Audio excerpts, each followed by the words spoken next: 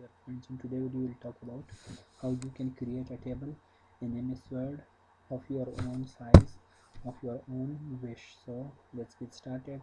I am now in Home tab. You first click on the Insert tab. When you click on the Insert tab, just below the Insert icon, here it is showing table. When you click on the table, there is a drop down arrow. You can choose a table of your own size. This is now 1 by 1 table. If I choose like this, there will be 2 columns in 1 row. If I choose like this, there will be 3 columns. Just to show you on the screen, there will be 3 columns in 1 row.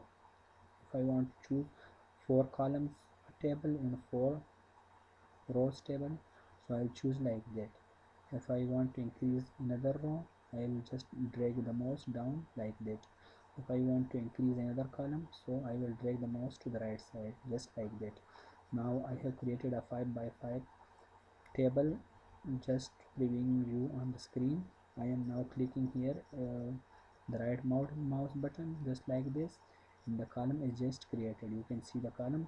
I am now dragging it down a little bit, just to make its cells a little bigger.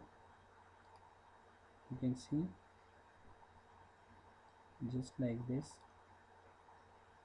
You can drag down each and every cell and the table is made. It's the easy way.